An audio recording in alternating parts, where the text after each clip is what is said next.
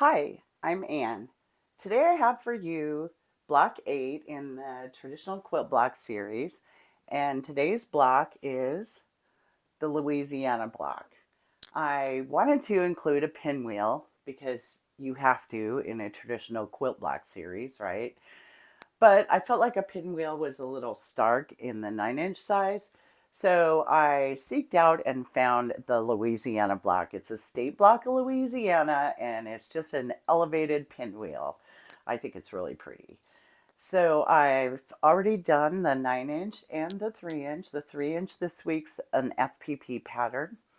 And so let's sit down at the machine and put together the 6-inch. All right, so I've got my pieces all cut out according to the instructions in the pattern. And these are the pieces for the sashings and the cornerstone, which we're going to be attaching to each block as we go, or at least I am. So this here is the little illustration that's going to correspond with the numbers on your screen, showing you what size to cut your pieces if you don't want to get the pattern. On page 2 of the pattern is the 3-inch block. That'll be FPP this week. So we're going to start off with making a 4 at a time flying geese.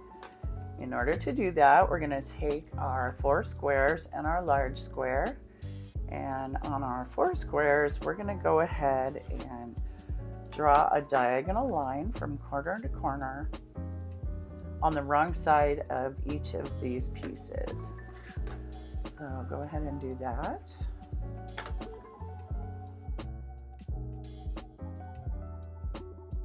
Okay, once you've got that done, you'll want to take 2 of your small squares, going to put them right sides together with this large square, and we're just going to line up that top corner there and go ahead and put a pin or 2 in these.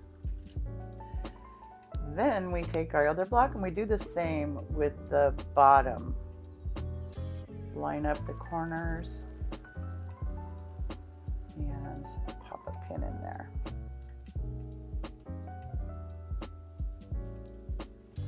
And so what we're going to do is we're going to stitch a 1/4 inch away from the line you drew on either side.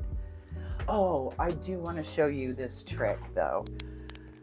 First, we want to put our ruler down and line it up with the corners perpendicular to the line we drew, and then go ahead and draw a line on these little flaps that overlap, and then we're going to cut those off. This is going to help us reduce a little bit of the bulk later on.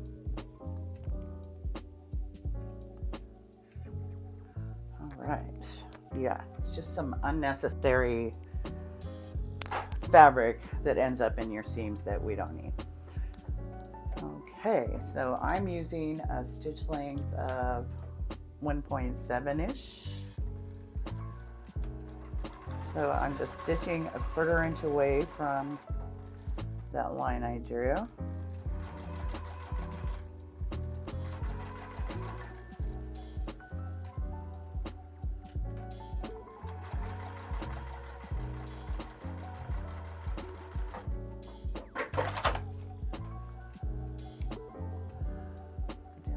Side.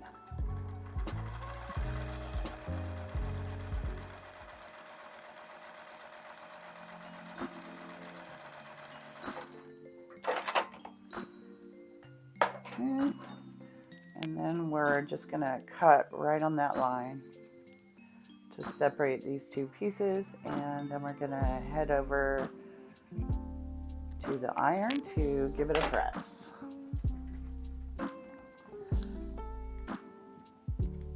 I like to set the seams first. press away from the big piece of fabric, toward the outside, I guess.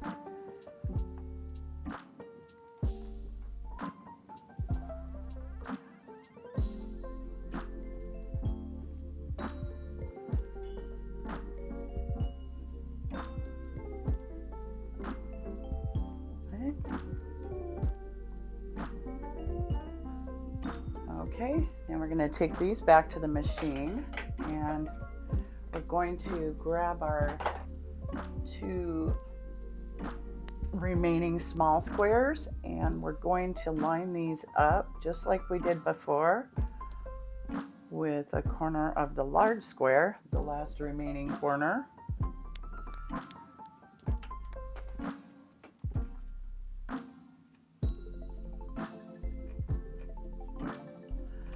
Right, and then we're going to stitch on either side of that line again, just like before, 1/4 inch away.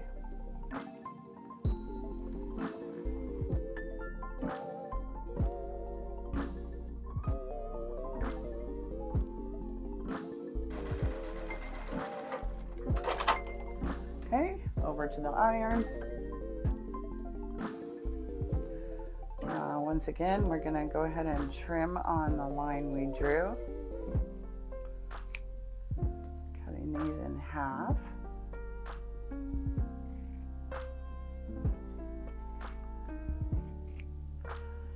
And this time, we're going to press open. This is when we want to start reducing our bulk. You could have pressed open on that first one, but I always think it's easier not to press open until I have to.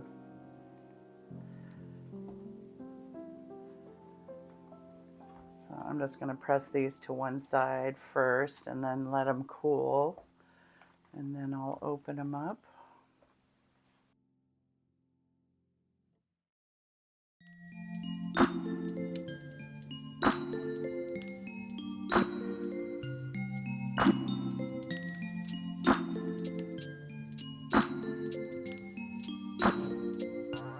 Okay, so now we trim these down. These are oversized. So on the 6-inch block, these are 3.5 by 2. So 1 3/4 is going to be the halfway mark, and that's where the tip of your triangle is. So I like to line up my diagonal with my triangle and the center with my point here.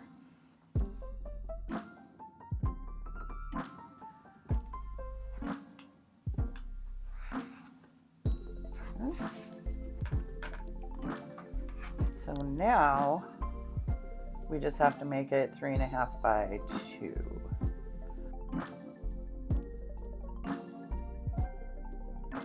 So the Louisiana block was touted online in several places I ran across as a Civil War block, and that would date it to the 1800s. But I could not find an official date putting it into the 1800s. Its main component is a pinwheel, which dates back to the 1790s or earlier. But this block officially showed up when readers of Hearth and Home magazine mailed in blocks representing their home states. So the Louisiana block was put in writing somewhere between 1907 and 1912. Okay, so basically, just gonna sew the rectangle to the top of the flying geese so the point's headed to the rectangle. And these are going to be best sewn so that your flying geese unit is on top, so that you can make sure that your stitch line is going to go right across the intersection here of that point.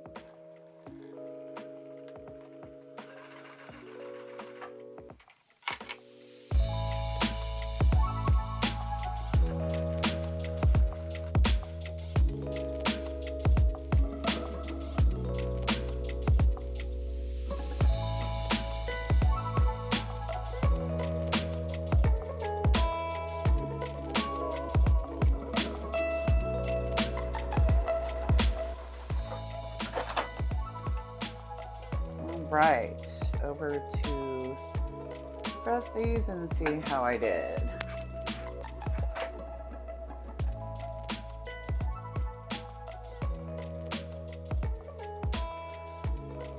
That one looks good.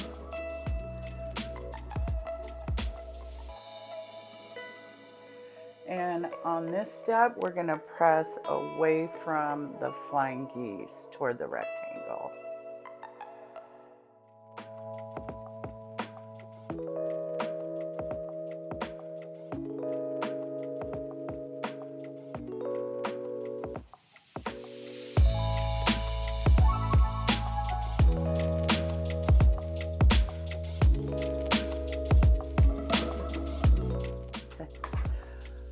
Okay,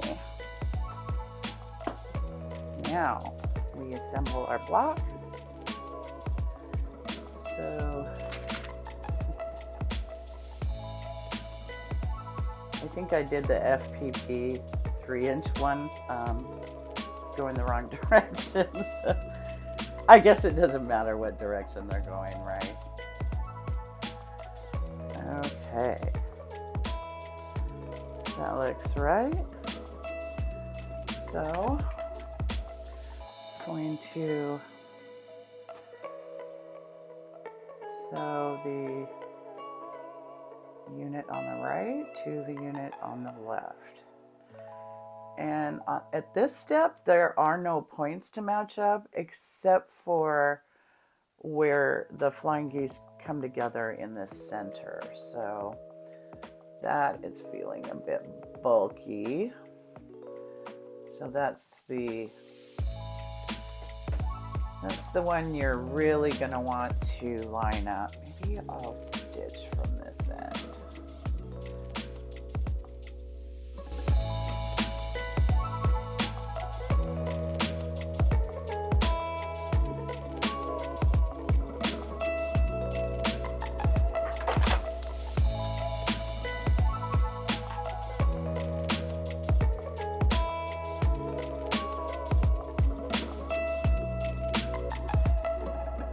At this stage, we're going to press open.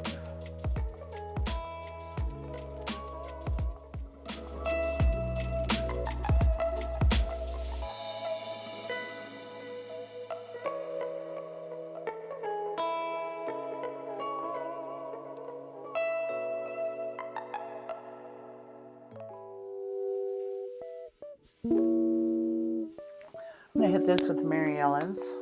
Right on that seam.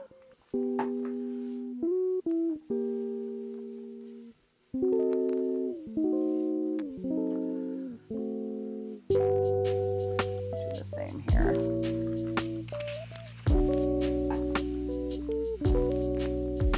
I need to clean this opening on that. It's just coming out in big puddles.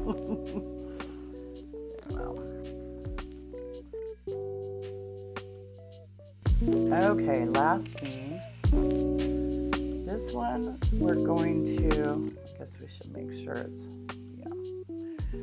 This one we're going to poke a pin through the intersection. First we're going to match these seams up really well that are pressed open. I'm going to poke a pin right at that intersection, which technically should be a 1/4 inch. There we go. Okay, so with that pin in there, then pin it at each end so that I'm matching the ends up. Okay, now we're going to pin on either side of this seam. Put that pin in there.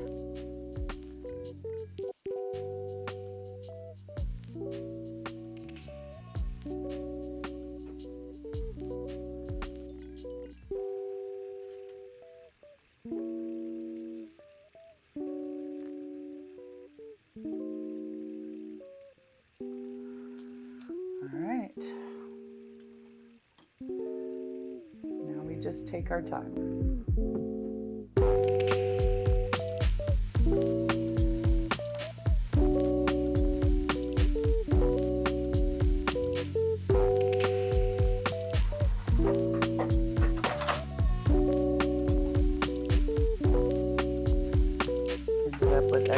fabric at the end there, so we'll see what that's about.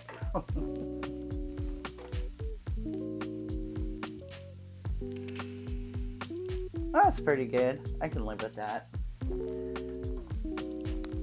I think I matched up the seams on my 3-inch block better than that, though. It's funny. This final seam we're also going to press open.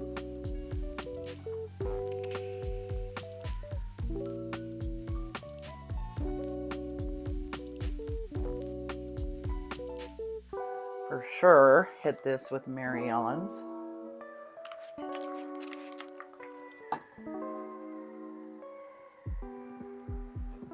Okay, trim this up.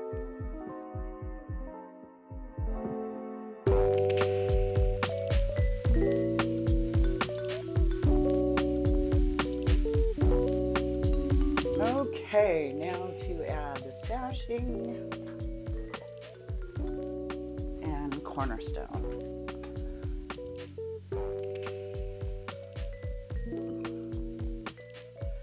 Put the side sashing on first.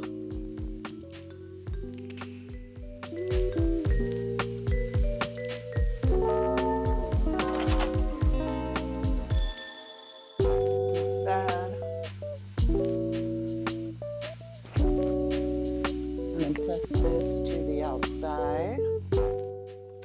Then we're going to attach the cornerstone to the other sashing.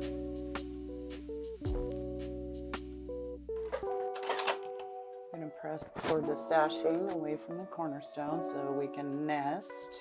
Alright, and then the final step.